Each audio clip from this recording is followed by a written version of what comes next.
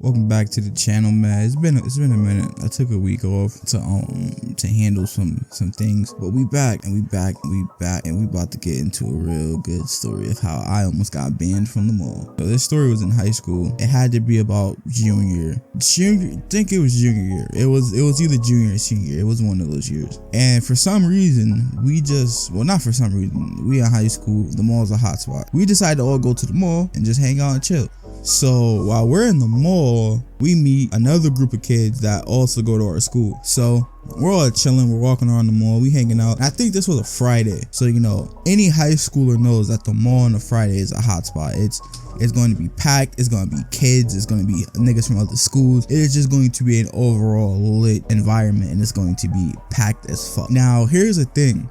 The mall in my area around Christmas and New Year's is dangerous. And what I mean by that is there were instances where kids would pull up to the mall and it would just be big group brawls in the middle of the food court. Like, kids would fuck around and pull up to this shit and just fight, just have big ass brawls in the middle of the food court. And then it would just be crazy for security. So around this time, it was a few months after they had their latest brawl, and after they had their brawl, security was on edge and they were everywhere. Like, as I said, we was walking around the mall and you just seen security everywhere. Like, it seemed like every corner you turned, there's a security guard. That was the most security I've ever seen in that mall at that time. Like, it was probably like 30 guards on deck. It was actually, now I think about it, I think some of them were security and I think the rest of them were police officers. So let's get into the actual story, right?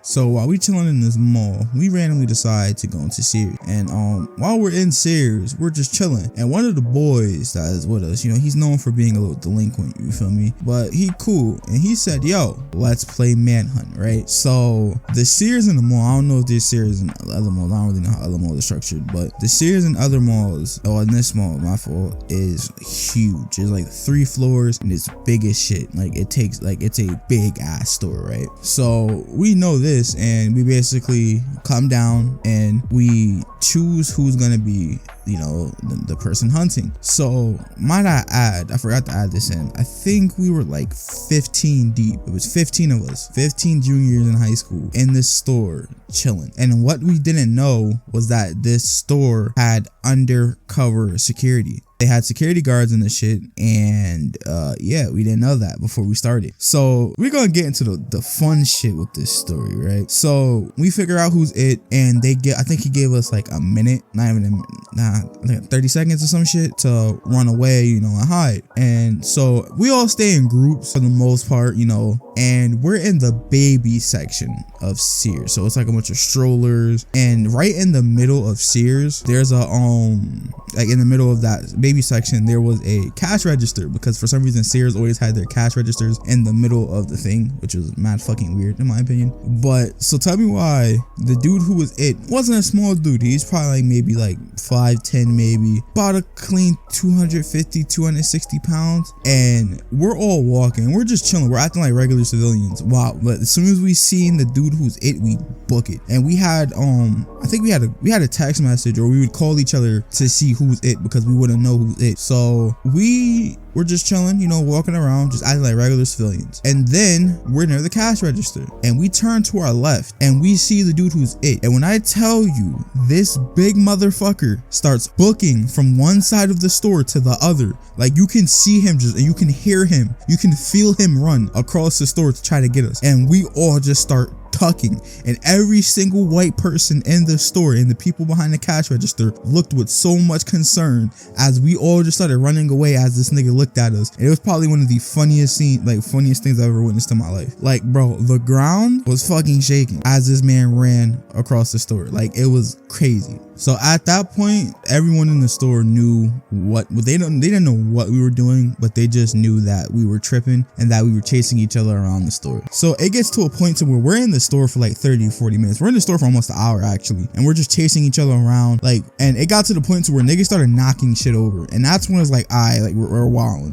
Like one of the boys knocked over a fucking display and kept running. I was like, okay, like, you're bugging now. So here's the the crazy part, and the part that was funny, is us getting kicked out of the store. So I managed to break away from the group because we ended up getting set up because one kid, one of the kids set us up and they tried to get us in a group, and I ended up breaking away and I ended up going to the bathroom. So I come out the bathroom and there's this dude who comes in the bathroom. He's like evil eyeing me, and he worked for the store. So at that moment I was a little suspicious, right? So I go on one of the couches because, you know, Sears got mad couches and shit, and I just sit there and I'm chilling. I'm on my phone. I know no one's coming over here because the area I'm in, no one's gonna think no one's over here. It's like an area in the back of the store no one knows. And as soon as I think that, one of my boys comes around the corner and he was like, yo, I'm finna leave the store. He was like, why? I was like, why you finna leave? He said, I was walking and one of the security guards grabbed my arm and I, you know, shoved them off and ran.